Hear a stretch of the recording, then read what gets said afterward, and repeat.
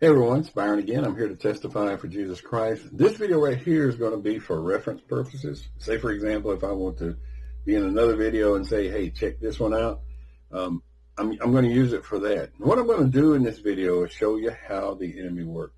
I'm going to do so by playing some clips from the 1960s. This is televised interviews, etc., from the 1960s, and show you how the enemy works. First thing I want to cover real quick is that God, the Father of Jesus Christ, Jehovah, stated this in Isaiah 45:7. It says, I form light and create darkness. I make peace and create evil. And that particular evil right there is talking about punishment or judgment coming on you. Say a foreign army comes and invades your country. That is evil. And then it says, I, the Lord, do all these things. So, even though you have or you're facing an opponent that's coming at you, that doesn't mean that that's necessarily just only coming from the devil. God creates it to punish people for what they have done. Sodom and Gomorrah is a good example in the Bible.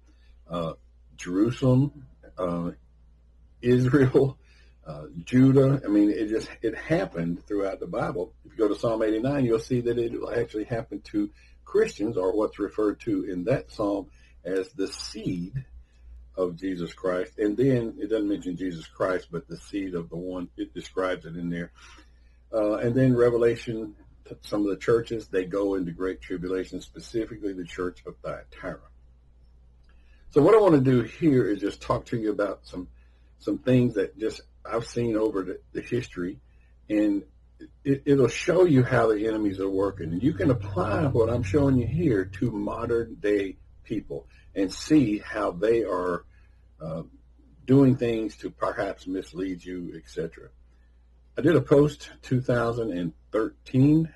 I talked about this thing called the Hegelian dialectic. I've referenced it many times. This particular thing talks about using one side against the other. One side, we'll call it the thesis. The other side, we'll call it the antithesis. You can say Republicans on one side, Democrats on the other. Kind of goes on. After you get these two sides bickering, usually they come to what is referred to as a synthesis or an agreement somewhere in the middle. And that particular technique is used widely within the enemy's plan to deal with a country. Say, for example, and this is the United States, it applies. They want to kill or attack the enemy, the country, and kill it from within or infiltrate it, not with a Russian all-out military blitz all at one time, but they'll do infiltration. And these infiltrators will use this Hegelian dialectic. And I'm going to show you how people spoke on TV back in the 60s, even doing so. Now, one of the things that I want to mention up front, back during the 60s, there was a Cold War. They were using Soviets against the United States. And there was men at that time that were saying the word communist and saying it in somewhat like a scare tactic. So they were saying communist this, communist that, we got to get rid of the communists. And what they were meaning was infiltrators, people that had infiltrated the United States. In reality, what had happened was less people had to infiltrate because there was people within the United States who converted. Not necessarily to outwardly say communism, but within the teachings of their secret societies and things like that, they were, you could say, enemies of the United States.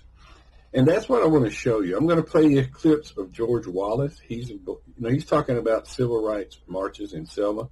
But in there, he talks about infiltrators that have infiltrated the civil rights place. After the George Wallace things, I'm going to play for you a J. Edgar Hoover clip, which George Wallace refers to. And Hoover's doing the same thing.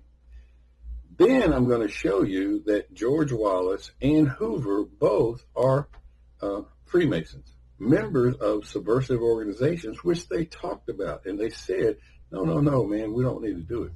As a matter of fact, one of the clips is going to show you that Lyndon B. Johnson, a president and relative of Barack Hussein Obama, also was a brother. So you're a brother, that's a Masonic brother.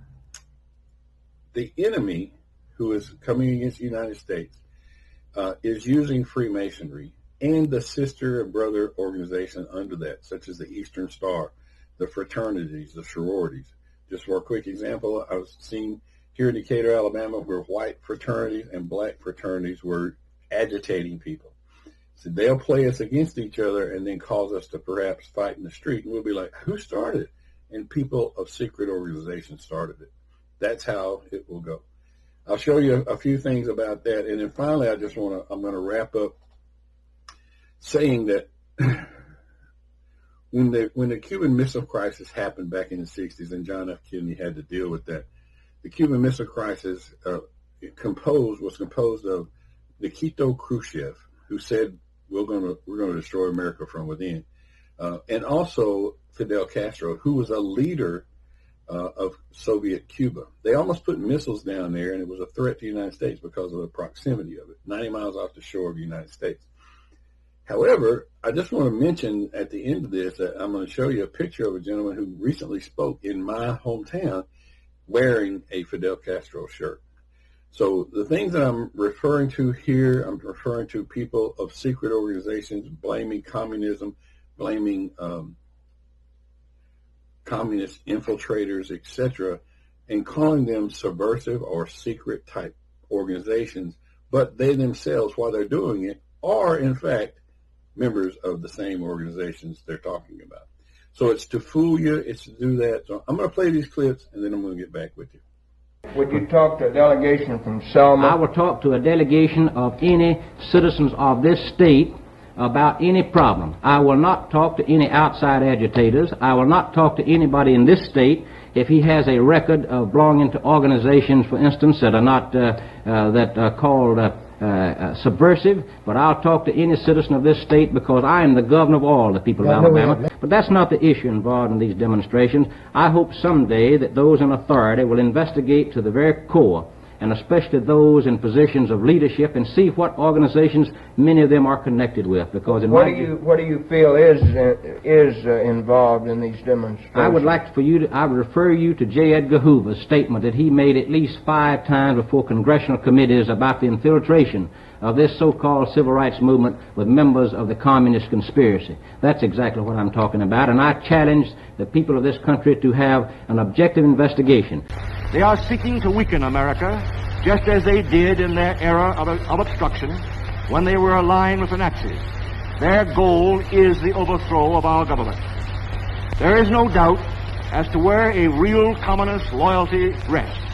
Their allegiance is to Russia, not the United States. For we are opposed around the world by a monolithic and ruthless conspiracy that relies primarily on covert means for expanding its sphere of influence, on infiltration instead of invasion, on subversion instead of elections, on intimidation instead of free choice. This particular clip right here is about George Wallace. I pulled it up from a Masonic website on the internet. It's the George Washington Masonic National Memorial. And as it scrolls down, you're going to see I'm going to highlight George Wallace's name as being a Mason.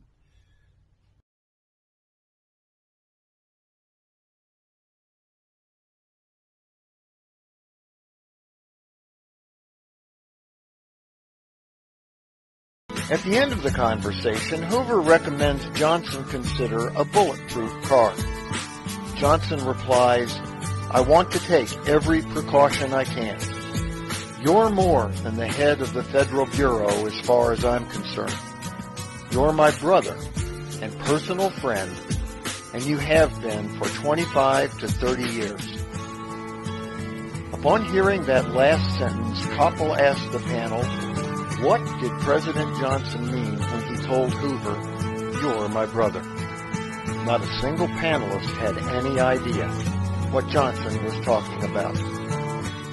But we know, don't we? Lyndon B. Johnson is not always included in lists of presidents who were Freemasons.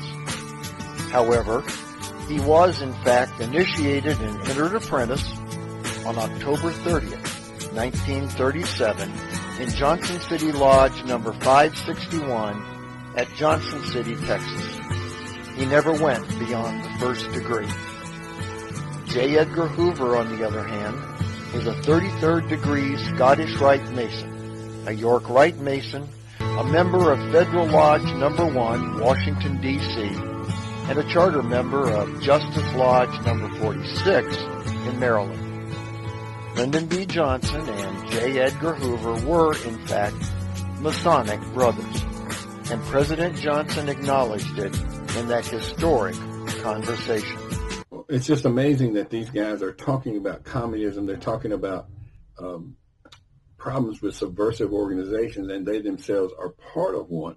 Not only that, but the tribe of Dan, the tribe that's missing from Revelation and talking about the 144,000, that tribe chose to go and worship pretty much, you could say, the sun, Baal, idols, things like that. And they are initiating or controlling the judgment of nations.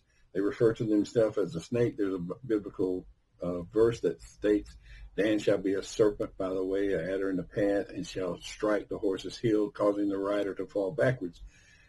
Let's just use the example of Jehu. Jehu was riding to get Jezebel. Lord has shown me that Jezebel is Freemasonry. And the adder, or the tribe of Dan, or those people under the influence of the tribe of Dan, such as Freemasonry, Eastern Stars, sororities and fraternities, those kind of people, they'll say things to try to make you fall backwards. They'll do it in a heartbeat, and they try to, in these videos right here, these are shining light on them. And I've done a video recently about vampires, and they don't like the light being shined on them or making things manifest. But this is what's happening.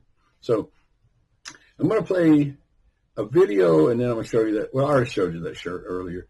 I'm going to play a video here, and this is very insightful because during the Civil Rights time, these white guys, white Freemasons, were blaming the Civil Rights guys for being subversive and all that stuff, and how they had been infiltrated.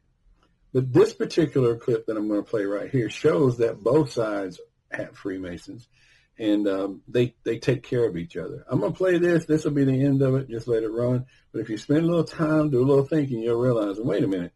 Now, if the Ku Klux Klan attacked black people but didn't attack black Freemasons, what is that?